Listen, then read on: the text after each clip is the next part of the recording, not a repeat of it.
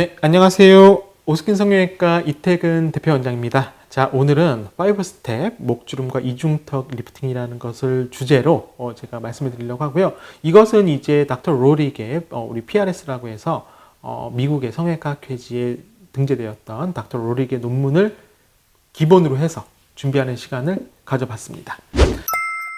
가장 고민되는 부분이 보통은 이제 이중턱의 불룩한 부분과 이제 턱 라인이 무너지는 부분일 텐데요. 결국 이 부분은 두 가지로 제가 볼 땐 나눌 수가 있을 것 같아요. 특히 우리나라는요. 첫 번째는 당연히 노화고요. 노화로 인해서 인대가 늘어나면서 그 위에 있는 지방과 근육이 처져 내려오는. 그러면서 이제 심술보가 생기고 조울이 생기고, 우리가 보통 이렇게 여기 있는 이 부분에 늘어지는 걸 조울이라고 표현하거든요. JOWL이라고 해서 조울이라고 표현하는데, 이 조울이 생기면서 전체적으로 처져 보이는 인상, 이거를 가장 고민을 하실 거고, 그 다음에 이제 이중턱뿐만 아니라 턱 라인이 완전 무너지면서 목주름이 많아지는 이 부분에 대해서 이제 고민을 가지신 분들이 꽤 있으실 겁니다. 자, 왼쪽 그림을 보면 이제 비포 사진이고, 오른쪽이 이제 수술 후에 사진을 나타낸 건데요.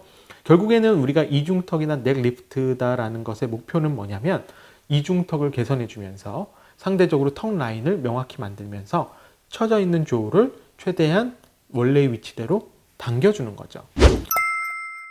여기 이 그림을 보시겠습니다. 우리가 보통 보면 이제 팻이라고 해서, 그러니까 지방층이 이 옆볼이나 이 턱 밑쪽은 나눠져 있습니다. 자, 볼까요?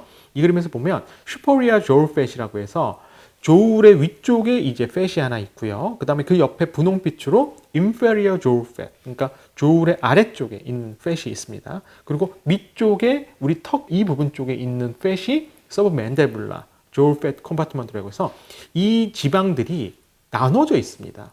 그러면 생각을 해보시면 나이가 들면서도 그렇지만 처짐이 느껴지는 경우에는 결국 이 팻들이 다 나눠져 있으니까 얘네가 다 똑같이 내려오지는 않겠죠. 서로 나눠지면서 내려오기 때문에 더욱더 그 격차가 심해질 수밖에 없고요. 그래서 이 아나토미는 만약에 본인이 턱 쪽이나 또 이중턱이나 아니면 이 넥 쪽이나 목 쪽의 리프팅이나 이런 거를 고려하실 경우에는 좀 잘 알고 계시면 좋은 해부학적 구조고요. 자, 이 그림 보시겠습니다. 조울 팻이라고 하는 부분이 결국 핵심입니다. 그러니까 이제 우리가 심술보라고 부르는 부분이죠. 이 심술보라고 하는 부분이 결국 처져 내려오는 게 대부분의 고민이 가장 많을 겁니다. 물론 이중턱도 다 연관되는 부위라서 제가 후에 설명을 드리고요. 자, 이 조울 팻이 처져 내려오는데, 이 그림에서 보시면 아래쪽에 이제 맨디블라 세텀이라고 해서 하얗게 선이 보이실 겁니다. 이게 젊은 나이 때는 굉장히 팽팽하죠. 그래서 딱 막아주는 구조가 되는데, 나이가 들면서는 기본적으로 우리가 중력의 영향도 받고 친밀도나 수분도나 콜라겐층이 떨어지면서 상대적으로 조직이 약해지게 되죠. 그러면서 이 맨디블라 세텀을 넘지 않는 범위에서, 왜냐면 세텀이라는 거는 일종의 기둥이거든요. 이 맨디블라 세텀을 넘지 않는 범위에서 처져 내려오게 되는 거죠. 근데 이 맨디블라 세텀이 받쳐주는 구조가 될 수도 있고, 이 맨디블라 세텀이 같이 처져 내려오는 경우가 있습니다. 자, 이게 중요한데요. 자, 우리가 조울 팻이라고 하는 부분이 이 부분이라 그랬습니다. 이 부분 쪽이 이 맨디블라 세텀이 같이 처져서 내려오게 되면 그 조울이 더욱더 명확하게 보이게 되는 거고요. 그래서 지금 이 그림을 한번 보시겠습니다. 지방을 빼거나 지방을 흡입하는 걸 할 때는 주로 어떤 나이냐? 젊은 나이입니다. 왜냐하면 아까 제가 보여드렸던 앞에 사진들 보시면 맨디블라 세텀이란 부분이 딱 막아주면서 이 맨디블라 팻이 내려오는 거잖아요. 근데 이 맨디블라 팻이 내려올 때, 예를 들어서 젊은 나이 때 분들은 이 맨디블라 세텀이 그래도 탄탄합니다. 나이가 드신 분들은 피부 조직이나 지방 조직이나 근육 조직의 성상이 워낙에 힘을 잃다 보니까 그 힘을 잃으면서 내가 내려오는 거고, 젊으신 분들 같은 경우에는 이 맨디블라 세텀은 그대로 있는 상태에서 상대적으로 지방만 좀 내려오는 거기 때문에 지방을 흡입해주는 시술을 했을 때는 젊은 분들은 효과적이죠.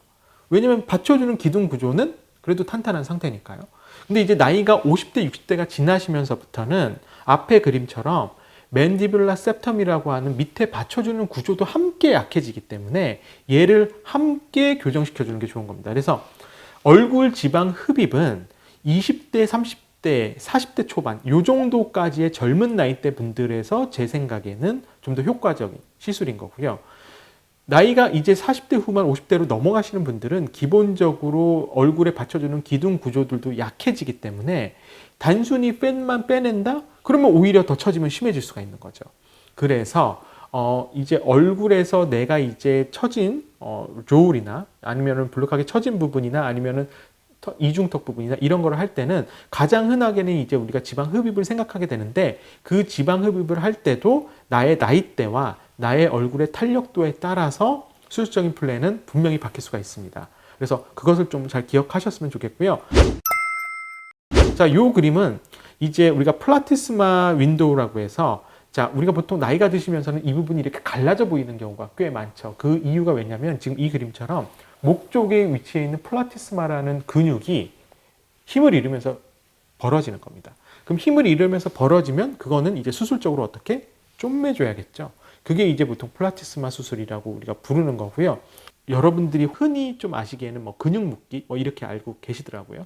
그래서 플라티스마라는 근육이 넓어지면서 이제 상대적으로 고랑져 보이고 처져 보이는 목주름 더 심해 보이는 현상일 때는 이제 당연히 플라티스마를 이제 서로 연결해주는 수술이 필요하고 보통은 근육 묶기라고 여러분들이 알고 있는 것 같습니다. 자, 그래서 정면 사진 보시겠습니다. 이분 보면 자, 플라티스마가 명확하죠. 딱 경계가 지면서 상대적으로 조울이나 이런 부분들도 쳐져 있습니다. 서브맨디블라 쪽에 있는 팻 자체는 그렇게 많은 분이 아니죠. 근데 이분의 가장 메인은 뭐다? 근육이 처진 거죠. 그러니까 처진 게 루즈닝이 문제일 때는 루즈닝이 된 부분을 수술적으로 해결해 줘야 되는 겁니다.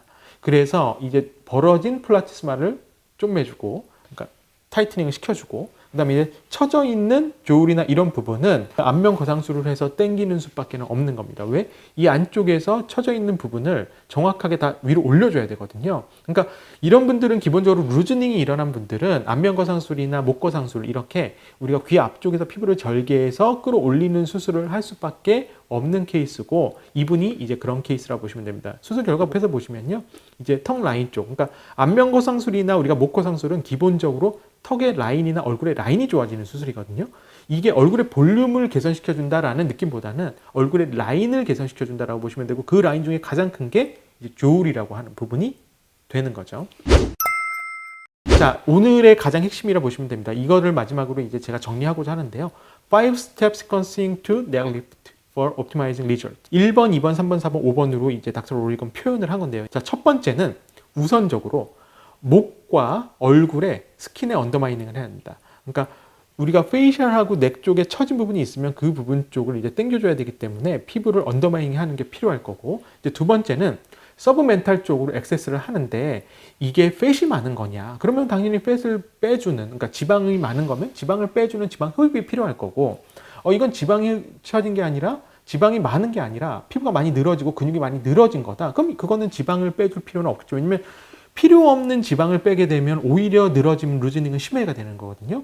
그래서 두 번째 스텝에서는 이 서브멘탈, 그러니까 우리가 턱 밑이라고 보통 표현하죠. 이 서브멘탈에 고려를 해서 다이렉트하게 팻을 없애줘야 되는 거냐, 아니면은 미드라인 플라티스마, 그러니까 우리가 아까 근육이 힘을 잃으면서 이게 이중턱처럼 처진 거냐, 이럴 때는 이제 근육 묶기를 같이 해야 되는 거냐, 이거를 고려해야 된다는 거고요. 그러니까 첫 번째로는 피부 쪽을 보지만 두 번째로는 이제 서브멘탈 쪽에서 이 턱 밑 쪽에서는 지방 흡입을 할 건가 아니면은 근육 묶기를 할 건가, 이거를 고려해야 된다라는 거고요.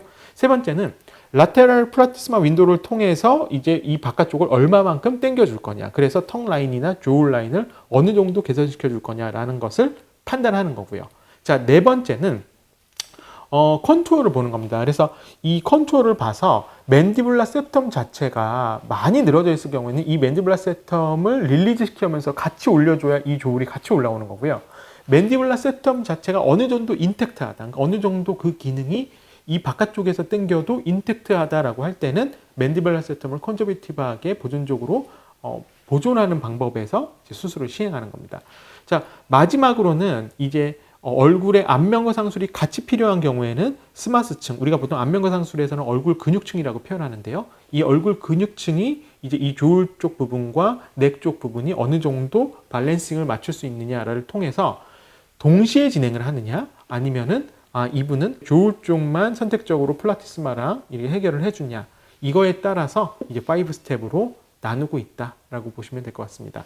오늘은 제가 이제 닥터 로릭의 논문을 통해서 5스텝 오브 넥 리프트, 그러니까 턱 밑, 그다음에 이중턱, 그다음에 턱 라인, 조울, 심술보 이 부분에 대해서 이제 설명을 드렸고요.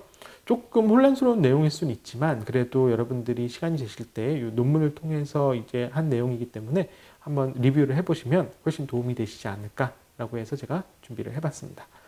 저는 오스킨 성형외과 이태근 대표원장이었고요. 오늘도 행복한 하루 되시기 바랍니다. 감사합니다.